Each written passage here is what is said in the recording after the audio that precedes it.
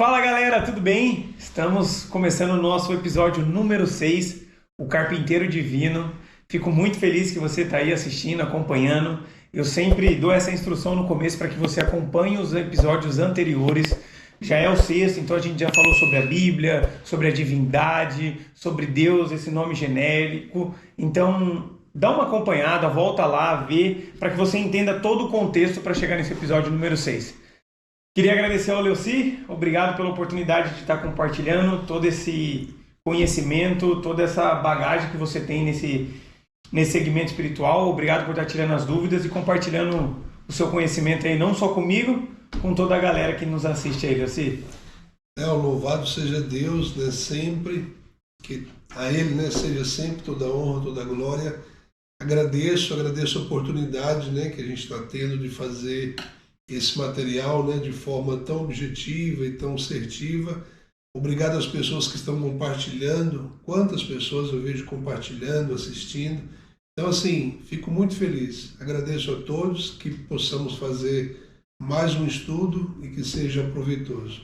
Show de bola. Para você que já nos acompanha, sabe que a gente gosta de fazer uma oração de início. Para você que é a primeira vez, é bem rápida, o Leuci faz uma oração para que a gente possa começar com o pé direito. Tá bom, Leuci? Por favor. Papai querido que estás nos céus, mais uma vez nós rogamos a tua direção, que a tua palavra seja explanada, que nós possamos compreender, entender o porquê de cada coisa e entender que o Senhor quer nos salvar. Obrigado por essa oportunidade, que o Senhor nos capacite. Rogamos em nome do Senhor Jesus. Amém. Amém. O último assunto que a gente falou foi sobre o Espírito Santo. Falei para o Leuci que foi um dos assuntos que mais me chamou a atenção, tinha muita pergunta. Então você que às vezes tem uma pergunta, uma dúvida, né, Leuci? Tem o Instagram, tem o YouTube, tem um grupo exclusivo. Depois, se você quiser, pode pedir que a gente manda para você o link. Então, às vezes tem mais dúvida, queria saber mais, pode estar chamando o Leuci, que ele está super disposto a estar tirando, né, Leuci, essas dúvidas. E o assunto de hoje é um assunto também que eu acho que vai gerar bastante curiosidade da galera, que é a origem do mal. Da onde veio, como surgiu, como é que vai ser. Então vai ser um assunto que a gente vai poder degustar aí e tirar bastante dúvida. Com certeza. Leuci, da onde que veio o mal? Da onde surgiu? A gente tem o bem, que a gente sempre soube, né, que é Jesus, essa parte de Deus mesmo. E da onde que surgiu o mal? Quem é o mal? O que você poderia falar de início sobre esse assunto? Esse é um texto muito interessante e deve a gente começar através da criação de Deus, né? Quando você vai no livro de Gênesis, no capítulo 1, verso 26, a gente acabou agora, né, de estudar um ciclo sobre quem é Deus e as pessoas da divindade. Então, Gênesis capítulo 1, verso 26, aparece ali essa família da divindade reunida e sonhando como seria a criatura que iria habitar o planeta Terra. Legal. Então eles dizem assim: façamos o homem à nossa semelhança, que ele tenha domínio sobre as coisas, sobre os animais e tudo mais. Então ali você encontra Deus sonhando como que iria povoar a Terra. Tá. Quando você vai no capítulo 1 ainda do livro de Gênesis, no verso 1 e 2, ali diz que no princípio criou Deus os céus e a terra. A terra estava sem forma e vazia. Então, quando você olha hoje os planetas, né, nós temos vários planetas do nosso sistema solar que eles estão vazios, né? Agora mesmo a gente está numa busca aí, né, contínua para povoar Marte, e existem outros, né, que estão vazios. Então a Bíblia está dizendo que em um momento lá atrás, Deus criou o universo. E quando Deus criou o universo, Deus criou então o planeta Terra. Ficou ali o planeta Terra sem forma e vazia, até o momento em que Deus quis organizá-lo e pensou então qual seria a criatura que iria habitar ali. Então são dois períodos, ou não? São dois períodos. Um que ele cria todas as coisas. Tá bom. E aí você encontra vários textos, né? Evangelho de João, capítulo 1, verso 1 em diante. No princípio era o verbo estava com Deus e o verbo era Deus. Quando você vai no livro de Hebreus, capítulo 1, diz que Jesus é a expressão máxima de Deus e é Ele quem cria o universo. Então veja que primeiro Deus cria o universo. Para em outro momento, Deus então quer trazer vida organizada, né, vida estruturada agora ao planeta Terra. Aí então a gente encontra no capítulo 1 ainda, do verso 3 em diante, como Deus dá sequência nessa criação. E aí no primeiro dia Deus cria algo, no segundo dia e tudo mais. Perceba como Deus estava criando tudo de uma ordem cronológica e maravilhosa. Por exemplo, Deus criou o céu azul, Deus criou as plantas e as flores com perfume, Deus criou os pássaros, Deus criou os frutos, então tudo perfeito. No sexto dia, então, Deus cria a sua obra-prima, que é o homem. Aqui não sei, né? Estou perguntando. Aqui ainda não existiu o mal. Isso. Aí a gente vai ver que nesse momento em que está acontecendo algo aqui, está acontecendo algo no céu. Então a gente vai ver esses dois momentos. Então veja, Deus está organizando aqui, criando todas as coisas. Mas no verso 26 a gente viu que tinha ali uma reunião, e nessa reunião, quando a divindade disse, olha, eu então vamos criar o ser humano, aí a gente vai em alguns textos para ver o que está acontecendo no céu. Por exemplo, se a gente for em Apocalipse no capítulo 12, Apocalipse capítulo 12, verso 7, diz assim, houve peleja no céu, houve uma guerra no céu. Aí diz Miguel vem do termo, da terminologia de Elohim, de El, aquele que é igual a Deus, então é um título para Jesus, Jesus pré-encarnado, Jesus antes de se encarnar em Maria, né? A gente já viu isso aqui. Então, houve peleja no céu, Miguel e seus anjos, ou seja, Jesus e seus anjos, lutaram contra o dragão e os seus anjos. Leoci, eu não sei se a galera tá com a mesma dúvida que eu. Mas, por exemplo, quando você fala em Apocalipse, você foi lá pro final da Bíblia. Sim. E você estava em Gênesis. Sim. Como é que Apocalipse contou como... Por exemplo, quem escreveu Apocalipse, se eu estiver enganado, foi João? João. Isso. Como é que o João... Lógico, pelo Espírito Santo, mas ele já sabia... Ele teve essa visão de como era no início? Lembra que a gente, quando estava fazendo o estudo da Bíblia, a gente disse que a Bíblia ela é organizada por capítulos, etc., sim. mais no sentido literário e não no sentido cronológico, né? Então, aí Apocalipse capítulo 12 diz que houve peleja no céu. Tá. Miguel e seus anjos lutam então contra o dragão e seus anjos. Aí a gente volta, por exemplo, lá no Antigo Testamento. A gente vai no livro de Isaías, no capítulo 14, do verso 12 em diante, diz o seguinte: como caíste do céu, ó estrela brilhante, estrela da alva, tu que delimitava as nações, você vivia no monte de Deus, você era um querubim ungido, vivia próximo ao trono de Deus, você era perfeito desde o dia em que você foi criado, até que surgiu um vírus em você, chamado iniquidade. Então, mal quer dizer iniquidade ou não? De certa forma, sim. A gente vai ver o que é iniquidade. Iniquidade é algo extraordinário que nasceu no coração de um ser perfeito. Se você for estudar a etimologia da palavra para saber o que é iniquidade, iniquidade significa dar vida às paixões internas. Tá? Então veja, né? A gente parou um pouquinho a questão da obra, da criação aqui, e a gente foi lá no céu ver. Tá.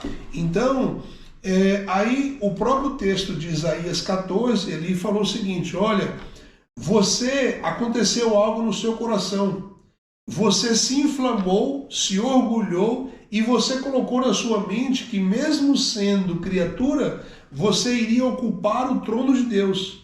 Você iria assentar-se no lugar de Deus e dizer que seria o próprio Deus. Aí a gente deixa Isaías, vai para o livro de Ezequiel, capítulo 28. Ezequiel, capítulo 28, a partir do verso 13, vai nos continuar a história, dizendo: olha, você então atentou-se contra Deus, aí então eu vou te jogar por terra. Eu vou te jogar por terra porque não há mais lugar para você no céu. Apocalipse também, no capítulo 12, na sequência aí dos versos 7 em diante, diz: não houve mais lugar no céu para Lúcifer. Agora veja, a Bíblia quer nos dizer o seguinte: quando essa divindade sai da reunião que eles estão planejando como seria a vida na terra, aí então é apresentado de que Jesus seria o agente da criação. Quem queria colocar a mão na massa para criar, para ser o criador de todas as coisas? Jesus. Hebreus capítulo 1 nos diz isso, de que Jesus então é o criador de todas as coisas. Nesse momento, no coração de Lúcifer, nasce a inveja, nasce o orgulho. Por que não eu ser escolhido? Então veja. Bem que você falou, desculpa, bem que você falou, eu sei que foi no processo da criação, e aí estava tendo uma guerra também no céu por causa dessa vaidade, né? De querer ele ter feito o homem. Isso. Aí veja, no momento em que está acontecendo essa luta lá no céu, Deus então chama Lúcifer e explica para ele: Lúcifer, você não está entendendo o que está acontecendo. Você é criatura, você não entende as consequências. Mas deixa eu te explicar. Eu criei os seres livres, criei os anjos, estou criando vida na terra de pessoas livres. Eu dou livre-arbítrio para que você possa escolher. Mas nessa liberdade, eu não dei para vocês o mal para que vocês não conseguem trabalhar com o mal sem se machucar. Então, por isso que eu estou poupando você. Mas veja, arrepende, eu te perdoo e está tudo bem. Teve essa chance. Aí Lúcifer diz: não, eu quero entrar em rebelião contra o Senhor. Eu quero fundar agora uma nova ordem mundial. Eu quero dar oportunidade das pessoas serem diferentes dos teus mandamentos, das pessoas viverem da maneira como elas quiserem. Aí então, essa luta que acontece no céu, Deus disse: olha, se você não aceita o meu perdão, não há lugar então para você no céu. E você então está expulso do céu. Nossa. Antes então de ser expulso do céu, Lúcifer fala: tá bom, essa é sua opinião. Mas você é ousado, né, Luci? Mas você não está dando a oportunidade das criaturas decidirem se querem me dar oportunidade de me ouvir ou não. E aí a Bíblia diz que ele leva consigo a terça parte dos anjos motivados a seguir. Então veja, nesse momento, Deus então está criando a vida lá na terra. Deus então fala para Lúcifer: tá bom, em cada mundo, em cada planeta que tiver habitado, eu vou colocar no meio do jardim uma árvore do conhecimento do bem e do mal. Gênesis capítulo 2, do verso 15 a 18. Isso é legal, galera, vocês darem uma olhadinha. É legal isso aí, Sim. Eu vou colocar no meio do jardim, um lugar de livre acesso, uma árvore do conhecimento do bem e do mal. Eu vou ir lá, dar um estudo bíblico para as pessoas, no caso Adão e Eva, que estava recém-criado. Vou dizer para eles que eu estou dando tudo do melhor para eles, mas se eles quiserem dar oportunidade para Lúcifer governar o planeta deles, eles então deverão comer do fruto. Deixa eu só fazer uma pergunta. Olha, e surgiu aqui, eu nunca tive essa dúvida. Quando ele é expulso e está vegetando aí pelo universo e tudo mais, antes ele já tinha contato com Eva e Adão, ou você acha que não? Isso, né? Você vê, por exemplo, assim, né? Como Deus está recém-criando eles. Então, quando Deus diz em Gênesis 1:26 de que estou fazendo o ser humano à minha imagem, significa que ele é todo perfeito. Tá. Não tinha contato com o mal. Só que quando eu digo contato com Lúcifer antes de cair. Será? O próprio texto de Isaías 14 e Ezequiel 28 diz que ele vivia no Éden de Deus. Então, Quando você interpreta de que o Éden era uma porta de ligação entre a terra e o céu, então, com certeza, Lúcifer, né, e sendo um anjo, né, um querubim da guarda de Deus, com certeza, estava ali na presença. Mas agora, então, ficou restrito a esse lugar que era a árvore. Então, ao mesmo tempo, agora, vamos dar uma pausa lá no céu, volta para a terra, e Deus agora acaba de criar o homem, e aí diz que Deus pega um pedaço daquela terra toda, que era o Éden, separa um pedaço para que seja o jardim, a casa deles, a igreja, o encontro deles com Deus, o santuário de Deus aqui na terra, o jardim do Éden. E aí Deus diz para ele, olha, eu vou colocar aqui a árvore do conhecimento do bem e do mal e a árvore da vida. A árvore da vida vocês devem comer, para que permaneça sem morte e tudo mais, doença e tudo mais. Mas a árvore do conhecimento do bem e do mal, quando você comer dela, você estará dizendo para mim, eu quero que no meu planeta Lúcifer governe. Isso ficou muito claro. Muito claro. Aí então agora Lúcifer vai lá, se personifica, usa agora como uma personificação de um animal bonito ali na árvore. A Bíblia fala da serpente, né? A serpente, né, era um animal bonito, brilhante ali, e agora essa serpente, o próprio inimigo ali, se passa por ela e ela fica na árvore. E aí Deus disse para Adão e Eva, não separem vocês dois, porque você, Adão, é a razão, você é o representante da terra. Deus havia dito para ele que o salário do pecado é a morte, Romanos 6:23. Então, olha, não peque. O dia em que vocês pecarem, vocês vão morrer. O salário do pecado é a morte. Aí agora, Eva, sozinha, passando em volta daquela árvore, e aí a gente já entra em Gênesis capítulo 3, e ali diz que a árvore era agradável, o fruto era agradável, parecia que dá entendimento, e agora ela ouve agora a serpente falando. Deus não havia feito a serpente para falar. E a serpente, Eva, encosta aqui. Deus disse que quem comer morre. Eu comi, eu evoluí. Ao invés de eu morrer, abri os meus olhos. Se você comer, você vai ser semelhante a Deus. Qual foi o pensamento e o sentimento que Satanás estava colocando no coração de Eva? O mesmo sentimento dele, de querer ser independente de Deus. Aí o texto diz que Eva, motivada pelo fruto ser agradável, ser apetitoso e que daria entendimento para ela, ela come. Quando ela come, percebe o erro que fez, chama o seu marido Adão e diz, eu pequei, eu agora vou morrer. Adão agora, com toda a razão, para não perdê-la, come também do fruto, e aí ambos agora se veem nus e afastados de Deus. Eu fico imaginando nessa hora, né, Leuci? E acredito que a divindade vendo tudo aquilo e falando, nossa, eu não posso interferir, né, cara? E agora a gente vai ter que fazer valer a pena o plano da salvação, então aí vai desencadear toda a história aí que a gente tá. Sim. Por uma decisão, né, cara? Então, o quanto que é importante, Leuci, eu fico imaginando, a gente tá em intimidade com Cristo para que não surja essas dúvidas, para que não surja essas curiosidades na qual o inimigo fica esperando para que a gente caia nessa origem do mal, né? E olha que interessante, né? Porque se Deus havia dito, o dia que vocês pecarem vocês vão morrer, naquele momento eles não morreram. Mas na visita de Deus já em seguida, Deus decreta, Adão, maldita é a terra por tua causa. A terra agora vai produzir espinhos, abrolhos, e maldita será a terra por tua causa.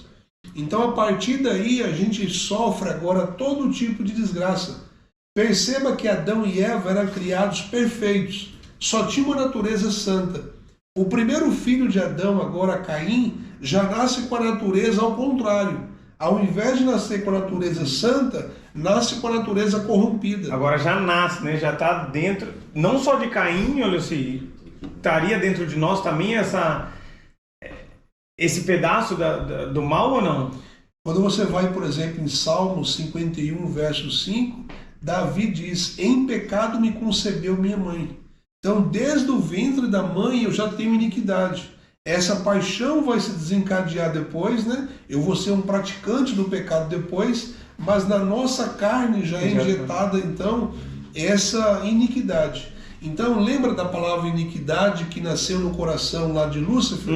Isaías, lá no capítulo 14, a gente viu? Que significa para você, mais uma vez que não anotou, eu digo, precisa anotar, é dar vida às paixões internas. Sim. Agora veja só, né? Quando você percebe agora, isso é agora passado, né, por ser humano. E agora você vai em Isaías, no capítulo 59, no verso 2 diz: a iniquidade que nasceu em vocês separou vocês de Deus. Aí você vai em Romanos, capítulo 3, verso 10 em diante, diz: todos pecaram, todos se extraviaram, não há alguém que busca Deus, todos se tornaram inúteis. Então agora veja que nós temos agora a natureza ruim. Da hora que a gente nasce até o momento de aceitar a Cristo, conhecer e aceitar a Cristo, nós temos uma natureza só natureza ruim. Quando que nós passamos a ter a segunda natureza? Em Romanos capítulo 7, Paulo nos explica isso. Quando eu vivia sem conhecer nada de Deus, eu vivia feliz. Por quê? Ninguém me acusava, eu só tinha natureza ruim, estava tudo certo. Agora que eu conheço a lei de Deus, isso me veio como morte, recriminando tudo que eu faço. Quem vai poder me socorrer agora dessa natureza ruim? O bem que eu quero fazer eu não faço, mas o mal eu tenho facilidade para fazer. Então há uma luta dentro dele agora, por quê? Uma vez que eu aceitei o Senhor Jesus, desenvolve a natureza espiritual. Agora, qual delas eu alimentar mais vai sobressair no meu dia a dia. Tem até uma história, né, Luci, acho que do tigre, né, do qual você alimenta. Qual que você alimenta mais? É alguma coisa assim, né? Sim. Que eu lembrei. Luci, agora como... Beleza, já sei como surgiu, já sei como é que é. Como eu faço? Qual é a... Não dica, mas o que você nos instruiria para evitar que esse mal se propague? Para que eu não deixe isso cada vez se espalhar mais pela minha mente, pelas minhas ações? O que você daria de conselhos, assim, de dica? Sim. Só antes da gente entrar nessa parte, lembre bem essa questão, né? Lembra que lá no céu, então, não houve lugar mais para Lúcifer, certo? Tá. Só que agora ele vem e ele toma o domínio da terra. Ok? Venceu Adão e ele agora passa a ser o representante no lugar de Adão. O próprio Cristo diz: aí vem o príncipe desse mundo, que eu não tenho nada com ele. Então, agora ele se torna o representante da terra, ele tomou posse. Quando você vai, por exemplo, no livro de Jó, no capítulo 1 e capítulo 2, aparece uma reunião ali fora da terra, e ali quem vai representar o planeta Terra é Satanás, porque havia vencido Adão. Então agora vem a ideia de um segundo Adão, que é Cristo. 1 Coríntios capítulo 15 diz: o primeiro Adão nos entregou para o pecado, vendeu a terra, vendeu-nos para o pecado. Agora vem o segundo Adão nos libertar do pecado. Então, quando você volta para o Apocalipse no capítulo 12, lá diz que a partir da cruz de Cristo, Cristo agora lança por terra Satanás. Cristo pega de volta a posse.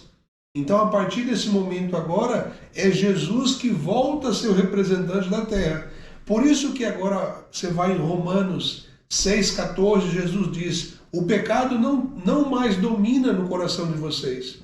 Então, por que eu quis voltar lá para depois responder agora a sua pergunta? Se Jesus diz, por exemplo, Romanos capítulo 8, nenhuma condenação há para aqueles que estão em Cristo Jesus. Ou seja, se eu estiver em comunhão com Cristo, o inimigo não tem vez para comigo. Eu preciso estar em comunhão com Cristo. Lembra como que Adão vivia antes junto de Deus, em harmonia com Deus? Quando ele se afastou de Deus, ele deu brecha para o inimigo. Então nós devemos estar em comunhão constante com Deus. Olha que legal, e ficou até fácil, assim, ficou 3C, comunhão com Cristo. Cada vez de a gente poder estar mais próximo, poder se alimentar mais, né, Leuci? Isso é muito legal o jeito que você trouxe. Leuci, quando se fala de origem do mal, logo vem a imagem de Lúcifer, né, na nossa cabeça. Não sei se você pode soltar um spoiler agora, ou eu tô até meio ansioso. Quando fala da origem do mal, esse mal uma hora vai ter fim, Leuci? E como que vai funcionar mais ou menos isso? Porque a gente está falando da origem e me deixa curioso, não sei se a galera também está curiosa lá. Como é que você pode dar um spoiler? Acho que vai ser um dos assuntos, talvez, dos próximos estudos, sobre... para acalmar nosso coração em relação a isso. Veja, a gente já viu aqui hoje que Apocalipse 12 disse que Jesus já venceu. Romanos capítulo 8 diz que nós somos mais que vencedores. Já venceu. Mas se Jesus já venceu, por que ainda, por exemplo, você vai em 2 Coríntios capítulo 11, verso 14, diz que o inimigo se transforma em anjo de luz e engana as pessoas. 2 Pedro, capítulo 5, 1 Pedro, desculpa, capítulo 5, verso 8, diz que o inimigo anda como um leão, rugindo em derredor das pessoas. Se Cristo já venceu, por que o inimigo ainda tem tanta força?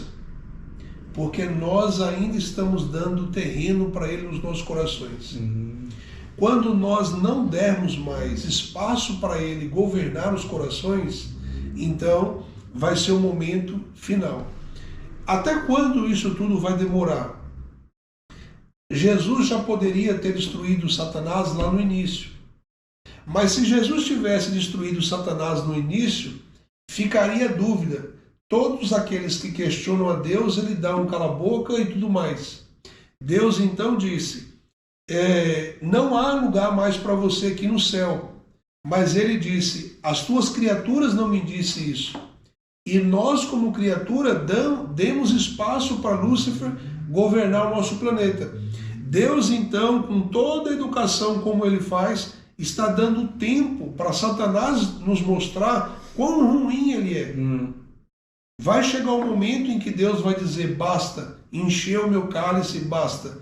Nesse momento, Deus então pergunta para cada um de nós, sou eu ou Lúcifer quem governa melhor? E com certeza, como nós sofremos na pele pelo pecado, nós todos diremos, o Senhor é Deus. Continue nos governando por toda a eternidade. Então, quando chegar esse momento, e a Bíblia diz que não há tempo marcado, mas há sinais, e Deus tem o controle de todas essas coisas, chegará um momento. 1 Tessalonicenses capítulo 4, ali do verso 14 em diante, disse que quando chegar agora na reta final, Jesus virá buscar os escolhidos. Quando Jesus buscar, ele vai levar ao céu. E essas pessoas vão passar ali 1000 anos com ele. Apocalipse, no capítulo 20, diz que Satanás será preso por 1000 anos. Mas depois será necessário que ele seja solto por pouco tempo. Então, preso por quê? Porque os salvos estarão no céu por 1000 anos, Satanás ficará aqui na terra sozinho.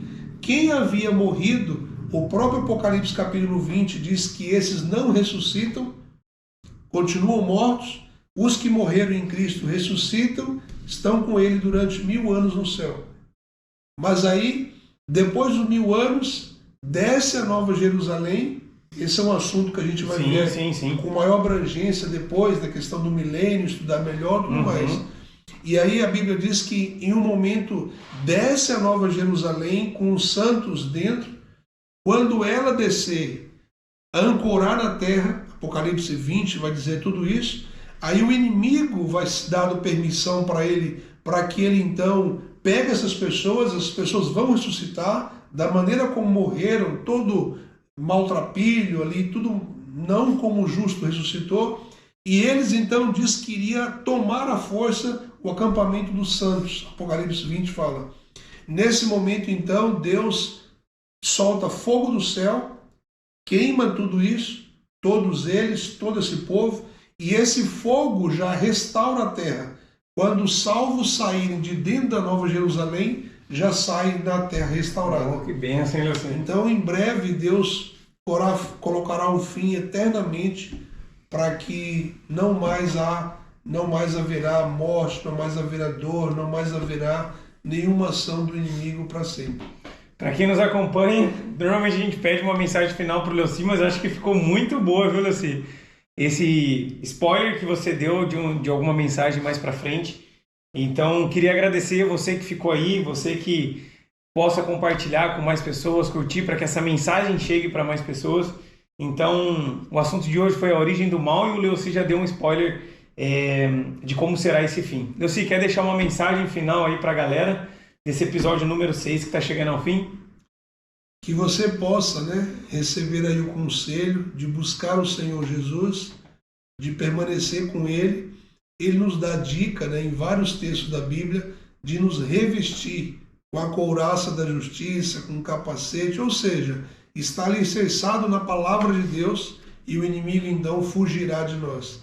Então continue buscando a presença de Deus, comunhão com Cristo, e você vai ser vitorioso na luta contra o pecado. Que Deus abençoe cada um de vocês. Show de bola. E assim a gente encerra nosso episódio número 6. Obrigado você que ficou aí até o final e até a próxima.